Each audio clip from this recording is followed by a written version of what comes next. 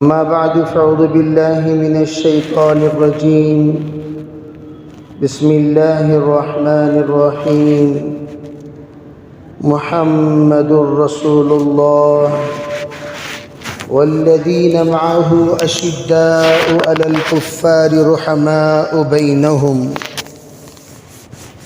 وقال النبي صلى الله عليه وسلم: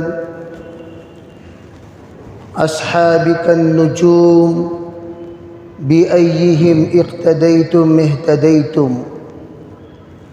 وقال علیہ الصلاة والسلام: انا خاتم النبیین لا نبی بعدی. وقال علیہ الصلاة والسلام: العلماء ورثة الانبیاء. وقال عليه الصلاة والسلام: تركتكم في البيضاء ليلها ونهارها سواء. وقال عليه الصلاة والسلام: تركتكم ثقلين لن تضلوا ما تمسكتم بهما سنتي وعترتي. وقال عليه الصلاة والسلام: تركت فيكم شيئين لن تضلوا ما تمسكتم بهما كتاب الله وسنتي. أو كما قال عليه الصلاة والسلام: اللهم أيدنا بتأييدك، اللهم أيدنا بتأييدك، اللهم أيدنا بتأييدك يا رب العالمين. محترم معزز حضرات علماء کرام، بزرگان دین، عزیز سامعین، اس وقت ہم لوگ جن موسم پر سے گزر رہے ہیں، ایک وہ موسم ہے جس کا تعلق موسم سے ہے، ایک وہ موسم ہے جس کا تعلق دین سے ہے. دینی اعتبار سے ایک ہوا، ایک ماحول، ایک موسم بنتا ہے. اس اعتبار سے بھی چند چیزوں کی وضاحت اس وقت میں ضرورت پڑتی ہے. جیسے جاء البرد والجبات، سردی آتی ہے تو اندر رہنے والے تمام گرم کپڑے نکل جاتے ہیں، گرم صدریاں بھی نکل جاتی ہیں، گرم ٹوپیاں بھی نکل جاتی ہیں، مفلر بھی نکل جاتے ہیں، شال بھی نکل جاتے ہیں. اگر آپ سے کوئی پوچھے جناب آپ یہ لباس اس وقت کیوں پہنے ہیں، تو بتایا یہ جائے گا کہ موسمی لباس ہے. موسم اس بات کا تقاضا کرتا ہے کہ آپ یہ لباس پہنا کریں، ووڑا کریں، اور اس لباس سے آپ ملبوس ہو جایا کریں. تو آپ اس لباس سے ملبوس ہو گئے. موسم گرما ہے تو گرمی کے اعتبار سے چند چیزیں ضروری ہیں، اس اعتبار سے آپ اپنے کپڑے اپناتے ہیں.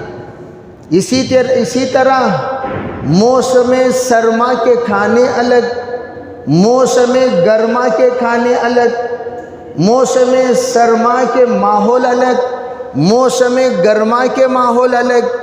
اسی طریقے سے بعض مرتبہ موسم کے اعتبار سے بعض عناوین کا انتخاب کرنا پڑتا ہے. ماحول میں تقاضا اس بات کا پیدا ہوتا ہے کہ اس عنوان پر آپ کچھ کہیں، اس عنوان پر آپ کچھ بولیں، اس عنوان پر آپ کچھ روشنی ڈالیں. اسی اعتبار سے اس وقت ہمارے پورے ہندوستان کے اعتبار سے اگر دیکھا جائے، 4 طرح کے فتنے دینی فتنے ہیں. ایک ہے دنیاوی فتنہ. دنیاوی فتنہ وہ سیاسی فتنہ ہوتا ہے. سیاسی اعتبار سے کسی کا اس طرح کی باتیں کرنا، سیاسی اعتبار سے کوئی گفتگو کرنا، سیاسی اعتبار سے کوئی ماحول بنانا، سیاسی اعتبار سے کسی کو گرمانا.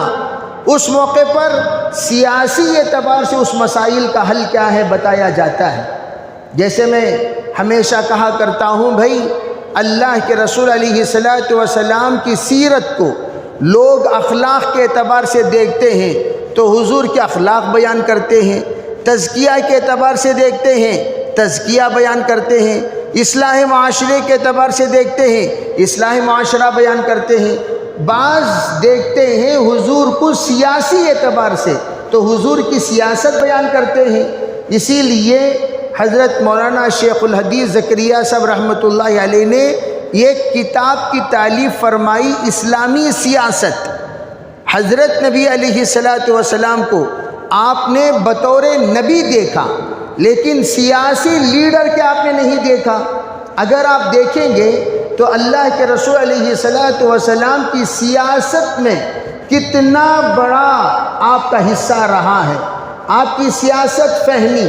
آپ علیہ السلام کا ایک جملہ جس کو اہم بغور اگر سماعت کرتے ہوئے اپنے نظر غائر کے ساتھ اس میں غور کریں تو ہمیں زندگی بھر کے ہندوستان کے مسائل کا حل نظر آئے گا۔ آپ نے فرمایا لا ہجرت بعد الفتح، آپ نے کہا فتح مکہ کے بعد ہجرت نہیں ہے، ولیکن جہاد و نیت۔ آپ نے فرمایا ہجرت کے بعد، ہجرت فتح مکہ کے بعد ہجرت نہیں ہے لیکن جہاد ہے اور نیت ہے۔ سیاسی اعتبار سے قیامت تک آنے والے مسلمانوں کے مسائل کا آپ نے حل فرما دیا۔ حل کیا فرمایا؟ کہا کہ دیکھو مسلمانوں، ایک زمانہ تھا ہم نہتے تھے، ہم کمزور تھے، لاچار تھے، مجبور تھے، جب ہم ستائے جاتے تھے تو ایسے موقع پر ہمارے ستانے کو بار بار سہنے کو دیکھ کر اللہ نے حکم دیا کہ تم ہجرت کرو تاکہ تمہارے اسلام میں آزادی ملے، نماز میں آزادی ملے، پردے میں آزادی ملے، تقوی میں آزادی ملے، داڑھی میں آزادی ملے، شعائر اسلام کو اپنانے میں آزادی ملے۔ چنانچہ تمام ہجرتوں کے بعد آخری جو ہجرت ہوئی ہے وہ مدینہ منورہ کی طرف ہوئی۔ اس کے بعد جناب محمد رسول اللہ صلی اللہ علیہ وسلم نے تیاری فرمائی فتح مکہ کی۔ سرکار دو عالم صلی اللہ علیہ وسلم کے زمانے میں 17 غزوات ہوئے ہیں۔ ان تمام غزوات میں اللہ کے رسول کا منشا کیا تھا؟ حضور کا منشا فتح مکہ تھا۔ فتح مکہ کے بعد آپ نے اعلان فرما دیا اب تم لوگوں کو وطن چھوڑ کر کہیں جانا نہیں ہے، آپ کو مال چھوڑ کر کہیں جانا نہیں ہے، گھر چھوڑ کر کہیں جانا نہیں ہے، آپ جہاں ہو وہیں رہو گے اور وہیں رہ کر مقابلہ کرو گے۔ اس لیے آپ نے جو جملہ کہا وہ کیا تھا؟ لا ہجرت بعد الفتح، فتح مکہ کے بعد اب تمہیں کہیں جانا نہیں ہوگا۔ پھر آگے آپ نے کیا کہا؟ ولیکن جہاد و نیت، آپ نے فرمایا لیکن تم پر 2 چیزیں واجب ہو جائیں گی۔ ایک کیا ہے؟ ایک ہے حال کے اعتبار سے، ماحول کے اعتبار سے مجاہدہ کرنا۔ مجاہدہ کرنا کس کو کہتے ہیں؟ ارے بھئی آپ کا جہاد کے معنی ہے محنت کرنا، کوشش کرنا، جد و جہد کرنا، مکمل طور پر ہماتن کسی بات کی طرف متوجہ ہو جانا، اسے کہتے ہیں جہاد۔ جہاد کا لفظ لوگوں نے اتنا بدنام کر رکھا ہے، جہاد کے معنی لوگوں نے کیا سمجھا؟ ارے بھی تلوار اٹھانا، مارنا توڑنا، اسی کو تو لوگ جہاد سمجھتے ہیں، ورنہ دیگر چیزوں کی طرف لوگوں کی توجہات ہی نہیں۔ حقیقت میں جہاد ہر محنت کو، ہر کوشش کو کہا جاتا ہے۔ اسی لیے جناب محمد رسول اللہ صلی اللہ علیہ وسلم نے وَجَاهِدُوا فِي سَبِيلِ اللَّهِ حَقَّ جِهَادِ، تو کیا مطلب؟ اللہ کو راضی کرنے کے لیے جتنے راستے ہیں، فی سبیل اللہ سے مراد نماز کو آنا بھی فی سبیل اللہ ہے، روزہ رکھنا بھی فی سبیل اللہ ہے، صدقہ دینا بھی فی سبیل اللہ ہے، زکوٰۃ دینا بھی فی سبیل اللہ ہے، عمرے کو جانا بھی فی سبیل اللہ ہے، حج کو جانا بھی فی سبیل اللہ ہے، قرآن بیٹھ کر پڑھنا پڑھانا فی سبیل اللہ ہے، دین سیکھنا سکھانا فی سبیل اللہ ہے، آپ کا جمعے کو آنا فی سبیل اللہ ہے، اور آپ کا حلال روزی کے لیے سفر کرنا فی سبیل اللہ ہے، اور آپ کا اپنے والدین کی زیارت کے لیے جانا فی سبیل اللہ ہے۔ الغرض دین کے جتنے شعبے ہیں وہ تمام شعبے فی سبیل اللہ ہیں۔ اس بات کو اچھی طرح یاد رکھیں۔ خالی لوگوں نے کیا سمجھا؟ فی سبیل اللہ سے مراد اللہ کے راستے کے تمام شعبے آ گئے، تمام شعبے آ گئے۔ صرف فی سبیل اللہ سے مراد جہاد ہی نہیں ہے، جماعت ہی نہیں ہے، اور وہ چلے اور چار مہینے ہی نہیں ہے، بلکہ وہ بھی اس میں شامل ہیں۔ اگر کوئی بندہ یہاں بیٹھ کر چندہ وصول کر رہا ہے مسجد کی تعمیر کے لیے تو یہ بھی فی سبیل اللہ ہے۔ اگر کوئی چندہ وصول کر رہا ہے بیوہ اور یتیم کی ان کی خدمت کے لیے، یہ بھی فی سبیل اللہ ہے۔ گویا جتنے شعبے ہیں دین کے وہ سب کے سب فی سبیل اللہ۔ اب آگے چلیے، قرآن کیا کہتا ہے؟ وَجَاهِدُوا فِي سَبِيلِ اللَّهِ حَقَّ جِهَادِهِ، اللہ کے راستے میں تم ایسے مجاہدہ کرو جیسے کرنے کا حکم دیا گیا، جیسے کرنے کا حق بنتا ہے، جیسے کرنا چاہیے۔ کیا مطلب؟ نماز کو آ رہے ہیں، نماز کو آ رہے ہیں، ذرا مشقت تو آپ کو ہوگی۔ کس وقت میں؟ فجر میں اور عشاء میں، فجر میں اور عشاء میں۔ اللہ کے رسول علیہ الصلوۃ والسلام نے فرمایا دو نمازیں منافقین پر بڑی بھاری پڑتی ہیں، ایک فجر اور ایک عشاء۔ بقیہ نمازیں تو دیکھا دیکھی آدمی پڑھ لے گا، ظہر بھی، عصر بھی، مغرب بھی، لیکن فجر کو آنے کے لیے، عشاء کو آنے کے لیے اس پر بڑا بوجھ ہوگا اور بہت بھاری پڑے گا۔ اور وہ آتا ہے نماز پڑھنے کے لیے کب؟ جس وقت میں کوئی دیکھتا ہے۔ اگر کوئی دیکھا نہیں گھر میں رہ جائے گا، اس لیے کہ اس کو پوچھنے والا کوئی نہیں۔ الغرض میں یہ عرض کر رہا ہوں، کوئی فجر کی نماز کے لیے آ رہا ہے تو اس کا آنا فی سبیل اللہ ہے، اس پہ مشقت ہوتی ہے، نیند کی قربانی ہو رہی ہے، سرد اور ٹھنڈے پانی میں وضو کرنا ہوتا ہے، گرم لباس پہن کر آپ کو مسجد کو آنا ہوتا ہے۔ آتے وقت بعض علاقوں پر سے کتوں کی جماعت پر سے گزرنا پڑتا ہے، کتے دائیں بھی بھونکتے ہیں، بائیں بھی بھونکتے ہیں، آپ وہاں سے تشریف لاتے ہیں۔ بعض مرتبہ بزرگان دین لاٹھی رکھ کر اس کو بھگاتے ہوئے بیچارے پہنچتے ہیں، ڈر بھی رہتا ہے کہیں لنگی نہ گھسیٹ دے، کہیں پیجامہ نہ پھاڑ دے، کہیں کاٹ نہ دے، کہیں کچھ نہ کر دے۔ اس کے باوجود وہ منزل پر پہنچتے ہیں۔ فرمایا یہ نماز کا مجاہدہ ہے، یہ نماز کا مجاہدہ ہے، اور یہ اللہ چاہتے ہیں کہ اس طرح مجاہدہ کرتے ہوئے میرا بندہ مسجد کو آئے۔ بعض لوگ ہم نے آسٹریلیا میں دیکھا، مساجد وغیرہ دور دور رہتے ہیں، 5-5 کلومیٹر، لیکن بیچارے چاہے کتنے کونے سے کیوں نہ ہو، فجر کی نماز اپنے اولاد کے ساتھ کار میں باقاعدہ آتے ہیں، جماعت کے ساتھ نماز پڑھتے ہیں، جماعت کے ساتھ۔ میں نے پوچھا بہت سارے ساتھیوں سے، بھئی آپ کتنے کلومیٹر سے آتے ہیں؟ کوئی کہتا ہے 5، کوئی کہتا ہے 11۔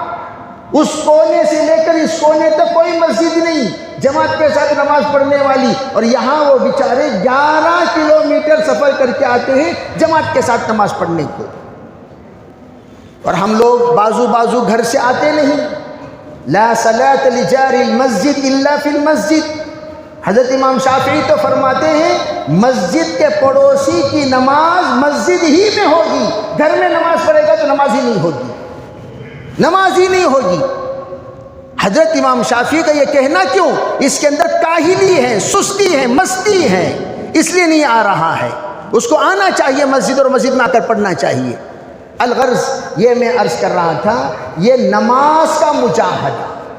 اسی طریقے سے زکوٰۃ، لوگ بیٹھے بیٹھے فقیروں کو یہاں بلا لیتے ہیں۔ قرآن کہتا ہے وَجَاهِدُوا، وَجَاهِدُوا کیا مطلب؟ زکوٰۃ لے کر تو جا، زکوٰۃ لے کر تو جا، تجھے جانا ہے۔ سب کو فقیروں کو باہر بلا کر اپنے آپ کو حاتم طائی بتا کر بتانا نہیں ہے۔ دے رہے ہیں 50 روپے، سمجھتے ہیں اپنے آپ کو اس کائنات کا میں شہنشاہ ہوں۔ 50 روپے لینے کے لیے فقیروں کی ایک بڑی جماعت ہزاروں کی ٹہر جاتی ہے، اور بیچارے حاتم طائی آتے ہیں 50 روپے تقسیم کرتے ہیں۔ یہ طریقہ نہیں ہوتا۔ چاول تقسیم کرنے کا، ریشن تقسیم کرنے کا، دودھ تقسیم کرنے کا، ساڑیاں تقسیم کرنے کا، لباس تقسیم کرنے کا طریقہ یہ نہیں ہوتا کہ آپ سب کو اپنے گھر کے دہلیز پر بلا لیں۔ نعم الفقیر، نعم الامیر علی باب الفقیر۔ یہ کہا گیا بہترین امیر وہ ہے جو فقیروں کے دروازے پہ جا کر ان کی ضرورت پورا کر کے آئے۔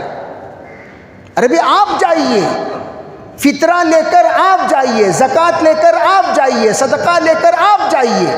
اے آؤ جی آپ کو صدقہ لے کر جاؤ، یہ نہیں، آپ جائیے، دیجیے۔ اللہ کو یہ بہت پسند عمل ہے۔ یہ کہ وجاہد، یہ ہے زکوٰۃ کا مجاہدہ۔ ارے بھئی احناف کا احسان ہے امت پر، انہوں نے فرمایا جو مصرف آپ کو آسانی سے میسر ہو جائے آپ ان کو تقسیم کر دیجئے، دے دیجئے، ورنہ امام شافعی علیہ الرحمۃ ان کا کہنا تو یہ ہے 8 مصرف ہیں زکوٰۃ کے، 8 کو دینا تم پر واجب ہے۔ فقیر نہیں ملے تلاش کرو، مسکین نہیں ملا تلاش کرو، ابن سبیل نہیں ملا تلاش کرو، جو مصرف نہیں ملتا اسے تلاش کر، مجاہدہ کر، محنت کر، پھر دے کر آ، یہ تجھ پر فرض ہے۔ یہ کہا امام شافعی رحمۃ اللہ علیہ۔ امام صاحب نے فرمایا جو قریب میں فقراء مل جائے، مساکین مل جائے، ابن سبیل مل جائے، عاملین مل جائے، آپ ان کو دے دیجئے، زکوٰۃ ادا ہو جائے گی۔ الغرض میرے بھائیوں، یہ ہے فی سبیل اللہ میں مجاہدہ۔ اس لیے میں نے کیا کہا، جہاد کسے کہتے ہیں؟ جہاد کہتے ہیں دین کے کام میں محنت کرنے کو۔ وجاہدوا فی سبیل اللہ، اللہ کے راستے میں مجاہدہ کرو۔ اب اللہ کا راستہ اس وقت کیا ہے؟ سیاست کا موسم آئے، غور سے سنو، بعض لوگ ایسے نادان ہوتے ہیں، کم فہم ہوتے ہیں، اجہل ہوتے ہیں، جاہل ہوتے ہیں، وہ سب ہمارا دین کا کام نہیں بھائی۔ آدھار کارڈ بنا کر دینا دین کا کام نہیں، آئی ڈی کارڈ بنا کر دینا دین کا کام نہیں، ریشن کارڈ بنا کر دینا دین کا کام نہیں، پاسپورٹ بنا کر دینا دین کا کام نہیں۔ دین کا کام کیا ہے؟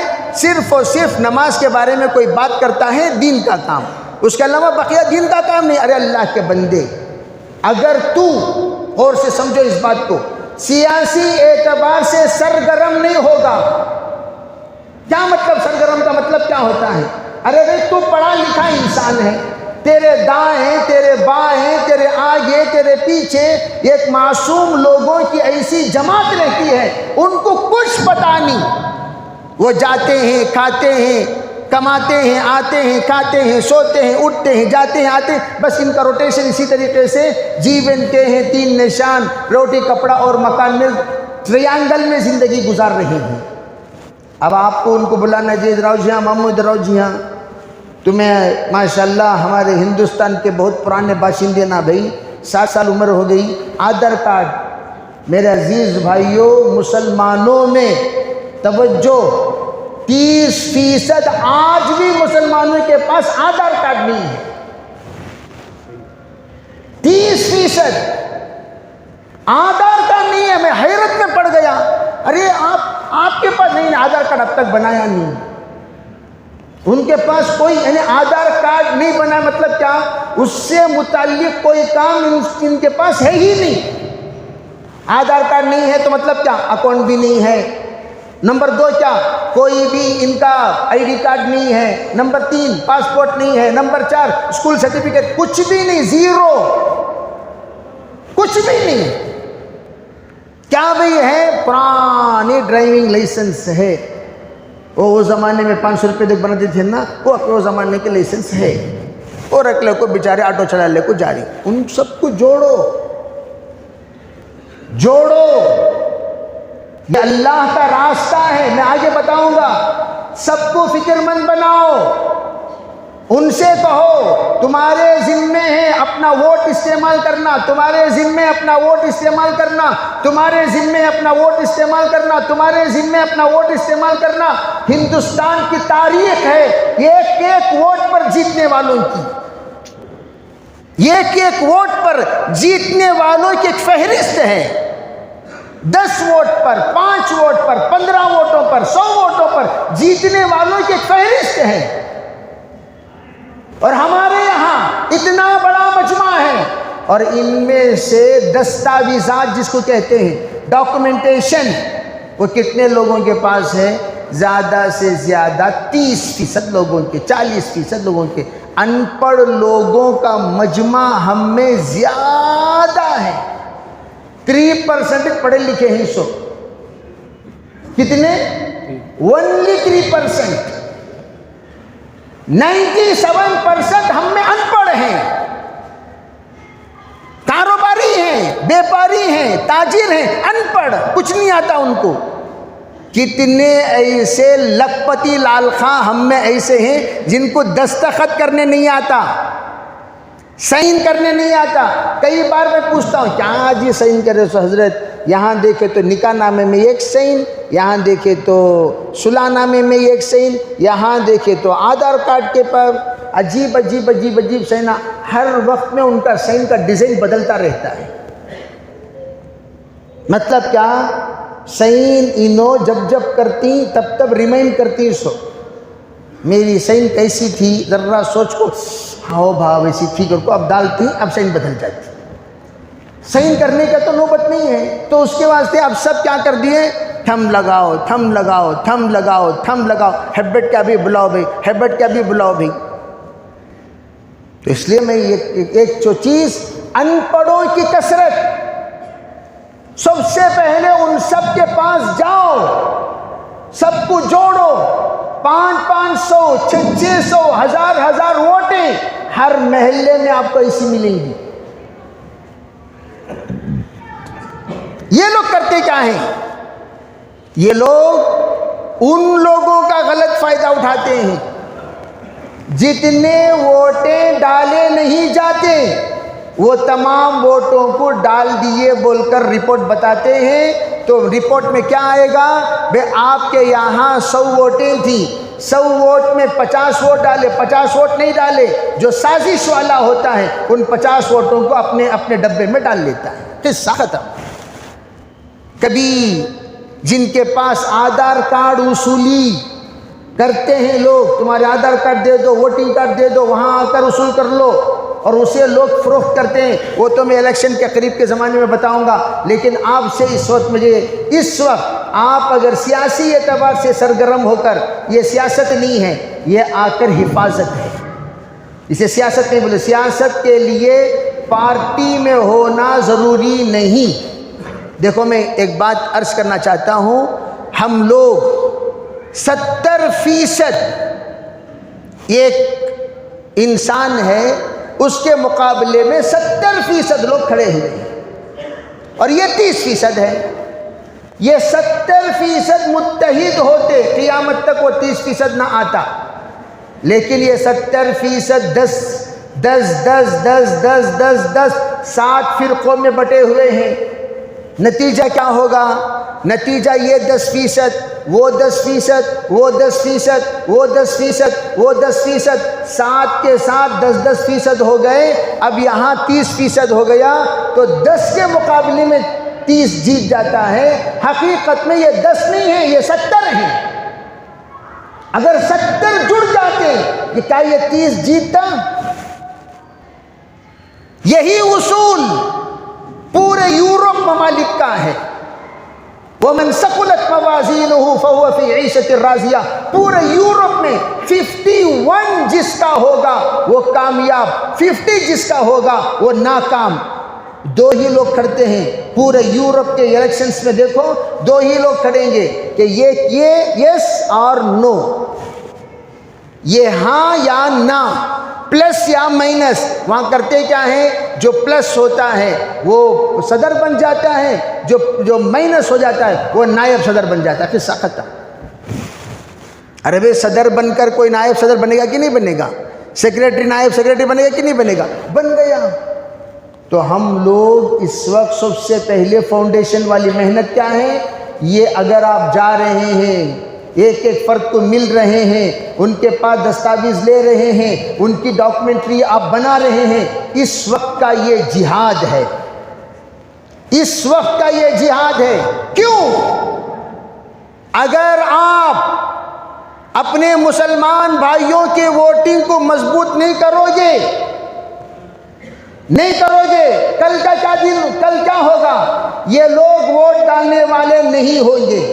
نتیجتاً جب نہیں ہوں گے تو ضرور مسلمانوں سے کے سپورٹ پر جو پارٹی ہے وہ پارٹی ہارے گی، جب ہارے گی تو دوسری پارٹی جیتے گی، جب جیتے گی مسجدوں سے آج فجر کی اذان بند ہے، کل تمام نمازوں کی اذانیں بند۔ آج تم تبلیغی جماعت میں دائیں بائیں جا رہے ہو، جس طرح دیگر ملکوں میں جماعتوں کی چلت پھرت بند کر دی گئی، اور ہم نے خود ایران میں جس وقت جماعتوں میں گئے ہوئے تھے، رات کو ہماری شفٹنگ ہوتی تھی 1 بجے سے 2 بجے کے درمیان، اگر پتہ بھی چل جاتا یہ لوگ بستر لے کر شفٹ ہو رہے ہیں، فوراً کون بھی بلاؤ پولیس اسٹیشن۔ اتنی احتیاط کے ساتھ شفٹ ہونے کے باوجود 7 مرتبہ پولیس اسٹیشن کو جا کر حاضری دینی پڑی اور اپنے آنے کی وضاحت اور مقصد بتانا پڑا۔ اس لیے ہم آئے ہیں، ملنے کے لیے آئے ہیں، زیارت کے لیے آئے ہیں، دوستوں سے ملنے آئے ہیں، اس طریقے سے بول کر ہم لوگوں کو ایکسپلیننگ کرنا پڑا۔ کیوں؟ جس وقت میں ان لوگوں کو شک پیدا ہوتا ہے فوراً بلا لیتے ہیں۔ یہی حال ہندوستان کا ہوگا۔ جس طرح یو پی میں جماعتوں کے اوپر حملے ہوئے، دیگر ملکوں میں، گجرات آپ چلے جائیے، ماشاءاللہ ہمارے کرناٹک میں فٹ پاتھ پر بھی کوئی نماز پڑھتا ہے، کوئی کچھ نہیں کہے گا۔ گجرات میں آپ فٹ پاتھ پر نماز نہیں پڑھ سکتے، پارکوں میں نماز نہیں پڑھ سکتے، میدانوں میں نماز نہیں پڑھ سکتے۔ آج کی بات نہیں، 10 سال پرانی بات بول رہا ہوں۔ ہم لوگ نماز پڑھ رہے تھے فٹ پاتھ پہ، فوراً پولیس والے، یہاں سب نماز نہیں پڑھنا بھائی، ہائی وے میں پڑھ رہے ہیں، کیوں نہیں پڑھنا؟ نہیں پڑھنا بس۔ کیوں سختیاں؟ کیوں؟ دن بدن ایک پابندی لگتے ہمارے داڑھی پر بھی پابندی آ جائے گی، ٹوپی پر بھی پابندی آ جائے گی، لباس پر بھی پابندی آ جائے گی، برقعے پر بھی پابندی آ جائے گی۔ شاعر اسلام پر جس طریقے سے مصر اسلامی ملک ہونے کے باوجود آپ داڑھی نہیں رکھ سکتے، جتنے مصر کے قراء آتے ہیں سب کے سب منڈن ہوتے ہیں۔ کیوں؟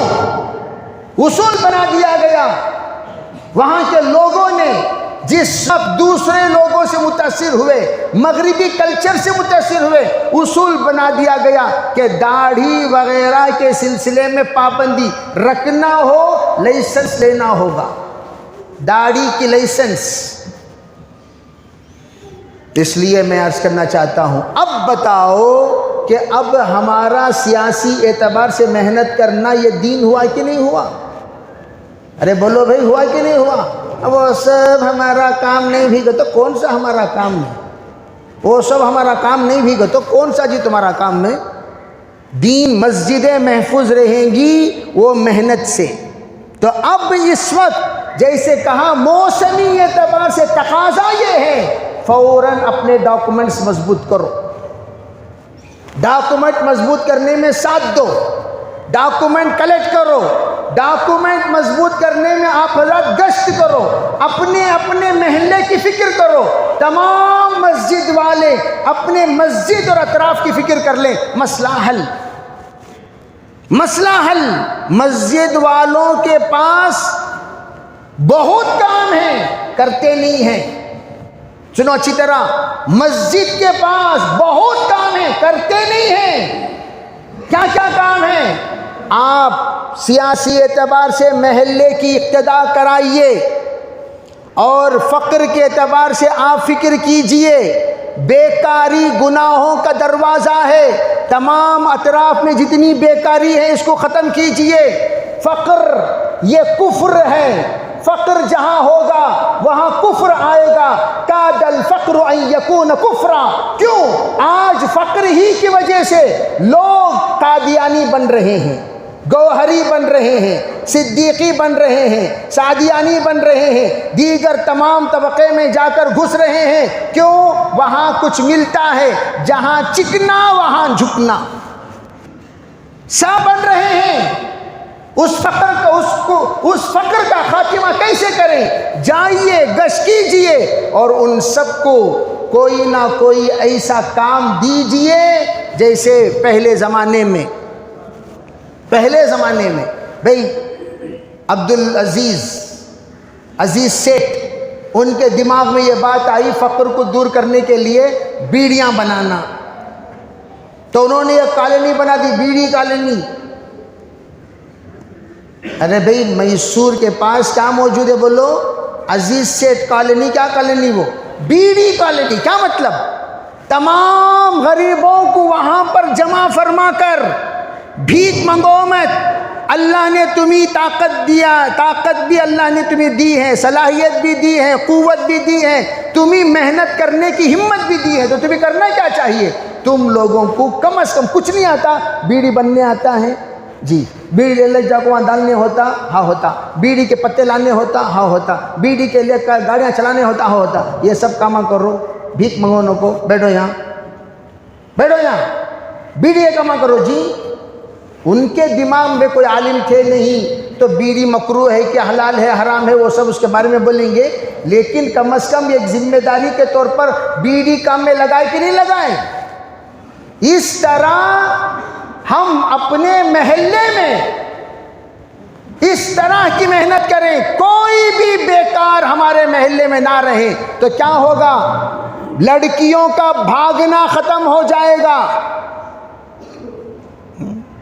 لوگ آ کر بڑی شکایت کرتے ہیں ہمارے محلے سے انہیں بھاگ گئی، انہیں بھاگ گئی، وہ بچی بھاگ گئی، انہیں بچی بھاگی کا تو کئی کو بھاگی بھائی، کئی کو بھاگی، کیوں بھاگی، کس لیے بھاگی؟ بھاگنے کی وجہ کیا؟ بھاگنے کی وجہ یہ فقر، گھر کے اندر باپ کماتا نہیں، جتنا کماتا ہے پی پی کر گواتا ہے، اب وہ بیچاری شادی کے لائق ہو گئی، 25 سال 26 سال 30 سال گھر میں بیٹھی ہوئی ہے، کوئی امید نہیں کہ اس کی شادی اس کا باپ کرائے گا، کیوں؟ وہ بھی پیوٹ بیچاری بوڑھی ماں کرے گی تو کیا کرے گی؟